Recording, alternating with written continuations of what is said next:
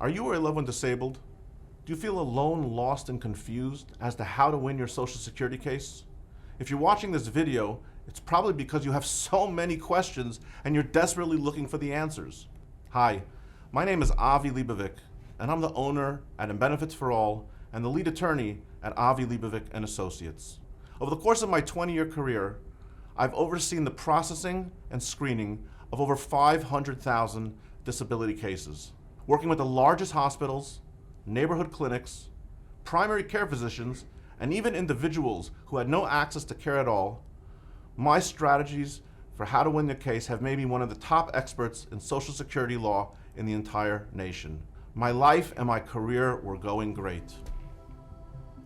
And then one day it all came crashing down. It started first with some abdominal pains. And before I knew it, I'd been admitted to the hospital several times and I required multiple surgeries. I found myself unable to work and disabled and in desperate need of my own benefits. I understand exactly how you feel. I was in your shoes.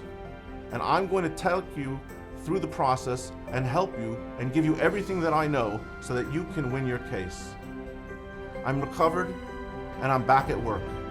And I have a newfound passion for helping disabled people because I myself have been there too. Call our office today for a free screening and to see how we can help you with your Social Security case. At the same time, enjoy these videos and webinars that we've prepared to you to help you understand how to win your Social Security case.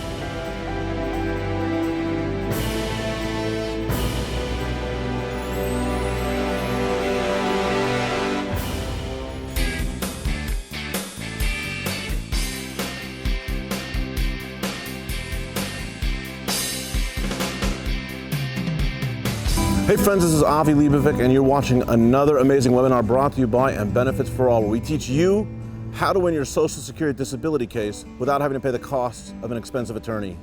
The topic for today is past relevant work and how Social Security can use that past relevant work into determining whether or not you are able to find any other jobs in the national economy. So I'm standing here in famous Dodge City in Kansas. This is where a lot of the stuff went down that we read about and we hear about in Westerns that we've grown up with and enjoyed as we were little kids, imagining we were playing cowboys and chasing the outlaws and Jesse James and Wyatt Earp and Billy the Kid and Doc Holliday and all those great guys, the Dalton gangs, all of them. They may not have all been here, but Wyatt Earp was definitely here and Doc Holliday was here and a bunch of the others were here. And as you can take a look around, this is the real deal. I did another webinar where I think I did it at Knott's Berry Farm out in California, in Arcadia, California. There it was pretend. They were pretending to be in the Wild Wild West. Here we actually are. We got all these different stores, and this is the perfect place to talk about past relevant work. Because imagine that you lived in a town like this. Imagine you weren't living in a big city. You had a small little town, everyone knew everyone, and there wasn't even really that much opportunity for work. I mean, how many jobs could there really be? You could be a ranch hand, someone who helps with the cooks and things like that. But then look at all these different stores that are here. You have a general store, you have a saloon, cigars, clothing, a parlor, a lumber, a drugstore, another saloon, You have all these, a restaurant, you have all these different stores here. So let's pretend you worked in a town like this, and when one job didn't work out, you moved to another job, and one job didn't work out, you moved to another job. And maybe if you didn't feel well, or if you got fired, or you had a problem, you moved to another job, but there's only so many jobs. So let's use this backdrop of having so many different jobs to talk about past relevant work. And I'm gonna reference some of my notes again, because when you apply for your Social Security disability benefits, you have to remember that they're gonna go ahead and they're gonna wanna look at all the different types of jobs that you've had to determine what? To determine if you in fact are able to go ahead and to work any other type of job. Now, many of you may remember that on one of the other webinars, we discussed that you can't just go into a hearing and say, oh, Your Honor, nothing feels well and everything hurts me and I just can't work anymore. It doesn't work like that. You need to have medical records, we know that. We also know that the judge can't just approve it even if he likes your smile or he likes your personality. The judge needs to be able to hang his hat, so to speak, on a certain nail, hang his hat on something concrete, something that he can make sure to back up and to justify his decision. So they've gone ahead, the courts over the years, and they've set up a 5-step sequential evaluation. What are the 5 steps? The first step is, are you working and earning SGA, substantial gainful activity? The second step is, do you have a severe impairment expected to last 12 or more months and or result in death? The third step, if you remember, is, does your impairment meet or equal one of the listings that's in the Social Security book? And then steps 4 and 5 is really what I want to focus on now. Number 4 is, can you return to your old job? And number 5 is, if you can't return to your old job, can you get any other job in the national economy? So here we are, and we come to steps 4 and 5 at the hearing. Can you return to your old job? And can you get any other job in the national economy? So you live in the small town of Dodge, you got disabled, you hurt yourself. Can you return to your old job? You have all these different jobs over here. So how does Social Security determine whether or not you can return to your past relevant work? PRW is what they call it. So we're going to reference, we've discussed about this before, POMS. POMS is the Program Operations Manual System, which is basically the rules that all the district offices have to follow when they're working an application, when they're making a determination. Now, there's different POMS sections. This one is under section DI, D like David, I like India, 25005.15. Again, DI 25005.015, determination of capacity for past relevant issues. So basically what they say, as I said, someone comes into court and they list a whole bunch of jobs that they've done. They've had 35 different jobs. This POMS kind of lays out an outline and the parameters of what the judge can really consider or what the district office can consider when looking at past relevant work. Excuse me, I'm referring to my notes over here. It says that you can only consider past relevant work if it's relevant, past relevant work. So what does that mean? They want you, number 1, to have been performed during the relevant period, right? We don't care that you did a job 15 years ago before you got disabled. We don't care that you did a job when you were in 7th grade. We care during this period of disability. Did you or did you not go ahead and did you or did you not get to a point where, did you not get to a point where the disability period is exactly within the period that you're claiming disability? The second thing they want you to know is, was it substantial gainful activity? Were you or were you not earning the money that was considered SGA by SSA during that time? Now you have to remember, I'm filming this in 2016. So SGA 2016 is different than SGA in 2015, or 14, or 13, or 10, or 8. So you have to go ahead, and when you're looking at past relevant work, you have to understand that Social Security will generally go back 15 years. So if it's 2016, if you go back 15 years, that brings us to 2001. You need to go back and you need to calculate what was the SGA amount for every year going all the way back to 2001. We know SGA for 2016. What was it for 2015, 14, 13, 12, 11, 10, 9, 8, 7, 6, 5, 4, 3, 2, and 2001. Now we're going to go ahead on the side of the webpage and we're going to list the SGA amount, so you can click on that. And that will help you determine if not, you were earning SGA. So we said, number 1, the work has to be during the relevant period of time that you're claiming disability. Number 2, during that period of time, you have to be earning SGA. And then number 3, it had to have lasted long enough for you to actually have learned the work. If you went for 2 days and then you got fired, that doesn't count. You had to have been there long enough to have learned the work. So the Social Security is going to look at what type of job did you have, what was your title, what were your duties. If it was a simple task where it just was a grocery bagger, well, you might have been able to learn that within 1 or 2 days and they would count it. But if, on the other hand, you were working for a blacksmith, or you were working for some other type of customized, trade or something like that, a tanner or skinner or something like that, that might take a couple months till you get it down. So they're not going to go ahead and consider past relevant work, even if it's during the time period, and even if you earned SGA, if you're only there for a week, you had to have been there long enough to have learned it.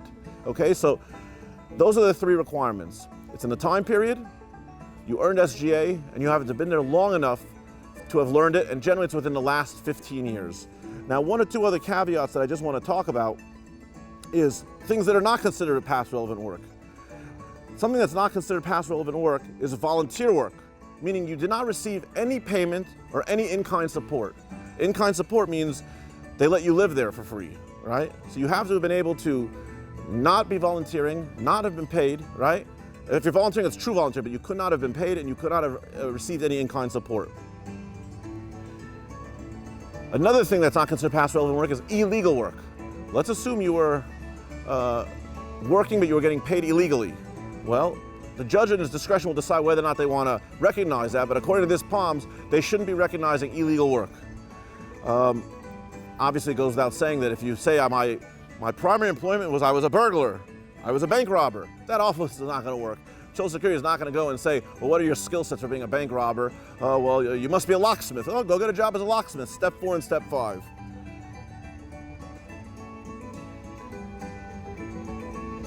And another thing that's considered past relevant work is if you previously had applied for disability before and you were approved before, let's say 5 years ago, you were approved and you had a year, 5 years ago, you had 1 year where you were disabled.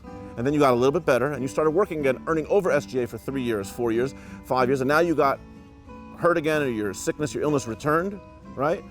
So can the judge now in this application go ahead and look at the past relevant work that was done in another application, another eligibility period? So while you would think yes, because you're saying, well, it's within 15 years, so we should be okay. Actually, according to the POMS and the DI section that we just read, it is actually not so okay. Work in a previous period of disability, if the claimant is applying for expedited reinstatement, is not considered past relevant work, and it references you to DI, D like David, I like India, 28057.015. Again, DI 28057.015. I hope that helps all of you. You have to understand that as you get ready to represent yourself, as you get ready to apply for your benefits, you are the one, not the attorney, who's going to have to make the arguments as to step 4 and step 5, why you cannot return to your old job and why you can't get any of the jobs that you've had in the last 15 years. Whether you worked at the saloon or whether you looked at the cigar store or the clothing store or the parlor or the lumber yard. Remember, you may have worked there for a little bit, but you got to go back to those main rules. Was it during the period of disability? Was it earning SGA? And were you there long enough to go ahead and to learn the trade itself, learn the business itself? Usually it's within the last 15 years, unless what? Unless it's from another disability application, in which case they will rule that out. Otherwise, that's pretty much past relevant work. You may have something called a failed work attempt, which is that you're sick, you tried to work, didn't work out for a couple months, and you had to go off again. You're trying and you're stopping and trying and stopping because you didn't work. That's a failed work attempt, and again, we're gonna have a separate webinar on that. But in the meantime, I encourage you, all my friends, to study these webinars, to take what's being given over to you, the knowledge, the information, the experience, and make it yours, right? Make it yours. Look at your last work, look at your last job, what were your duties, and say, did I earn money during that time, right? Did I earn money during that time? Was it a job that is during this period that I'm claiming on my application, and did I work there long enough? If the answer is yes, the judge is going to consider for past relevant work, and you better have a good reason why your impairment is not going to let you return to that job. Right? If it's your arms or your shoulders or your ankles or your knees or your back, you have to explain why you can't do your past relevant work. That's step 4. Only by going ahead and succeeding on step 4 and 5 will you be able to go ahead and make it through the 5 steps. You may win on step 3, which is the listing, and I encourage you to watch the webinar on that. But step 4 and 5 is critical, and the key to success on 4 and 5 is understanding past relevant work and balancing that against what? Your residual functional capacity. And saying, even with this impairment, and even though I'm limited in what I can do, can I still go back and work at those jobs? If I can, you're going to lose at step 4. If you can't, you're going to continue to step 5, which is going to get any other job. And then again, you have the same analysis. If you can, you lose at step 5. If you can't, you just absolutely can't, you're going to win at step 5. I hope you enjoyed what I had to say. This is a little bit more of a complicated piece to understand, primarily because you have the country music, the Western music playing behind us. But try to filter that out and listen to what I'm saying. www and Benefits for All. My name is Avi Leibovic. I encourage you to check it out. I encourage you to give our office a call. If we can help you out, I'm happy to do so. Go ahead, call our office, get a free screening, and look on the side of your webpage over there, and you'll see all the different webinars that you can watch and you can learn. My friends, I will teach you how to win your Social Security disability case without having to pay the cost of expensive attorney. I look forward to sharing more insights with you, and I hope that you feel well. All the best. My name is Avi Leibovic.